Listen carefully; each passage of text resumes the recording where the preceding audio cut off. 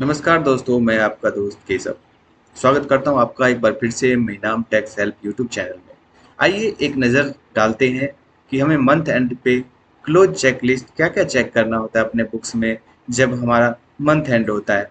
पहली चीज़ तो दोस्तों ओपनिंग वेरीफाई करना होता है कि हमारा जो बुक्स में ओपनिंग बैलेंस आ रहे हैं वो सही है या नहीं है।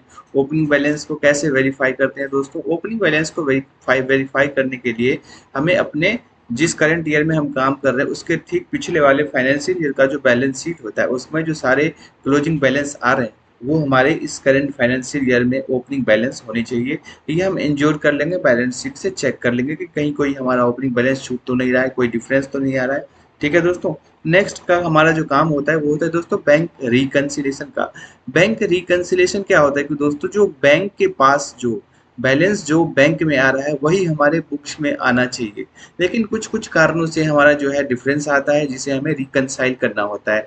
जैसे चेक्स हो गया, कुछ आउटस्टैंडिंग चेक्स हो जाते हैं जो डिपॉजिट हो जाते हैं। मान लीजिए हमने चेक इशू किया, लेकिन आज चेक इशू किया और बैंक के पास वो 2 दिन के बाद पहुंचा, बैंक में वो 2 दिन के बाद दिखेगा, लेकिन हमने अपने बुक्स में क्या कर लिया, आज ही कम कर लिया।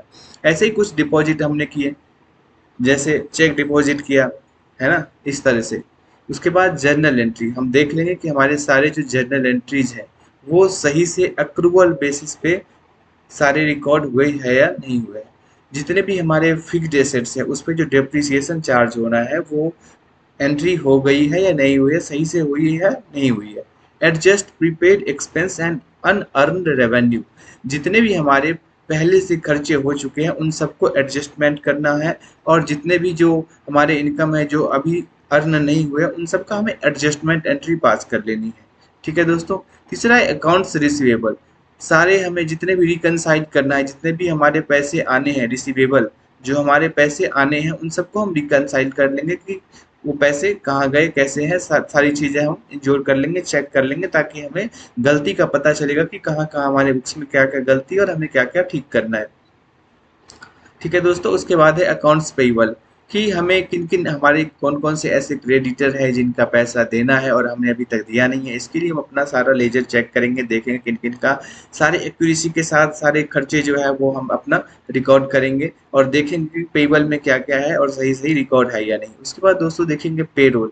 सारे पेरोल को रिव्यू करेंगे कि पीएफ एंड ईएसआई जो कट रहा है वो डिडक्शन जो हो रहा है वो टाइम से हो रहा है या नहीं हो रहा है। क्योंकि दोस्तों अगर पीएफ एंड ईएसआई अगर टाइम से डिपॉजिट पेमेंट नहीं होता है तो वो टैक्स ऑडिट में डिसअलाउ हो जाता है दोस्तों, इसीलिए टाइम से पे करना जरूरी होता है। इतना ही नहीं, अगर उसमें लेट हुआ है तो उस पर इंटरेस्ट चार्ज करके कैलकुलेट करके वो भी पे करना होता है दोस्तों।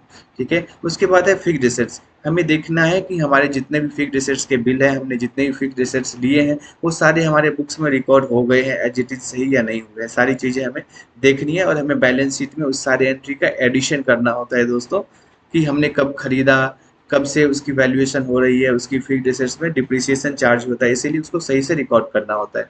नेक्स्ट है दोस्तों इन्वेंट्री। हम सारे इन्वेंट्री जितने भी हमारे यूज हो रहे हैं बिजनेस में वो सारी उसे हम फिजिकली चेक करेंगे और अमाउंट्स क्या है उसका वो सारे रिकॉर्ड करेंगे दोस्तों, ताकि हमारा जो ओपनिंग एंड क्लोजिंग स्टॉक्स है वो सही से वेरीफाई हो सके। ठीक है दोस्तों। उसके बाद है लाइबिलिटीज़। सारी लाइबिलिटीज़ को हम पहले कंफर्म करेंगे कि हमने जो बुक्स में लाइबिलिटीज़ दिखा रखी है वो एक्चुअल में सही में है भी या नहीं। सारे आउटस्टैंडिंग जितने भी लोन है हमारे आउटस्टैंडिंग उन सबको चेक कर लेंगे कि लोन का प्रॉपर इंटरेस्ट बुक हुआ है 12 मंथ में या नहीं, प्रॉपर उनका हमने इंस्टॉलमेंट बुक किया है या नहीं, जो क्लोजिंग बैलेंस आ रहा है वो हमारे लोन के स्टेटमेंट से मैच है या नहीं, ये सारी चीज़ें हम चेक करेंगे। उसके बाद जो बैलेंस बचेगा क्रेडिट बैलेंस वो हमारा करंट लाइबिलिटीज़ है। ठीक है दोस्तों। उसके बाद बैकअप एंड सिक्योरिटी। अपने डाटा का बैकअप लेते रहें, क्योंकि कभी भी कुछ भी हो जाता है, डिजिटल में कुछ खराब हो गया, कुछ गलत हो गया, तो आप अपने डाटा का टाइम टू टाइम रीस्टोर करते रहे, बैकअप करते रहे, ताकि वो डाटा सुरक्षित रहे, आपके कंट्रोल में रहे। Final review. Perform a final review of the entire closing process. सारे जितने भी प्रोसेस है उसको आप एक बार रिव्यू करोगे, ताकि जब फाइनल करोगे तो आपको दिक्कतें नहीं आएंगी। उसके बाद रेवेन्यू रिकॉग्निशन है। कन्फर्म प्रॉपर, सारे जितने भी आपके प्रॉपर रेवेन्यू है उन सबको आप कंफर्म करोगे, रिव्यू करोगे कि सारी जो आपके इनकम है वो सही से बुक हो गए या नहीं हुए। सारे इनकम जो आपके जैसे 26 ईयर्स में जो भी इनकम दिख रहे हैं वो सारे इसमें आपके बुक्स में अपडेट है कि नहीं है। AIS DIS में जो भी गवर्नमेंट के डिपार्टमेंट के पोर्टल पे जो भी आपका इनकम शो हो रहा है क्या वो आपके बुक्स में अपडेट है या नहीं है, ये सारी चीज़ें देखनी होती है दोस्तों। उसके बाद financial statement, general income statement, balance sheet and cash flow statement as it is update करते रहोगे आप। बेसिक डे टू डे जैसे जैसे आपने चेंजेस करते हैं वैसे तो balance sheet last time run होता है, पर आप अगर time to time month end पे उसको अपडेट करते हैं तो आपको एक आइडिया लगता रहता है कि हाँ, आपका बजट उसमें प्लानिंग होती रहती है, कैसे क्या चेंज करना है, उसमें कैसे क्या रखना है, क्या नहीं रखना है, कैसे करना है, ये सारी चीज़ें आप डिसीजन मेकिंग सही से कर पाते हो। ठीक है दोस्तों, एनालिसिस कर पाते हो। अगर आप time to time balance sheet update करो तो आप कंपेयर करके एनालिसिस कर सकते हो कि आपको आगे क्या करना है, उसमें क्या हटाना है, क्या रखना है। ठीक है दोस्तों, उसके बाद होता है रिपोर्टिंग करना कि मान लो आपने सारा काम कर लिया, उसके बाद आपने कुछ क्वेरी बनाई, वो आप मैनेजमेंट के पास लेके जाओगे, शेयर होल्डर के पास लेके जाओगे कि हमारी ये क्वेरी है, बुक्स में अभी ये चीज़ें अपडेट होनी है, ये चीज़ें गलती है, ये चीज़ें सही करनी है, इस तरह की सारी चीज़ें होती है। उसके बाद दोस्तों कंप्लायंस, आप ये श्योर करोगे ये चेक करने के बाद कि क्या क्या कंप्लायंस जो होना है वो टाइम टू टाइम सारे कंप्लायंस हो रहे हैं या नहीं हो रहे हैं।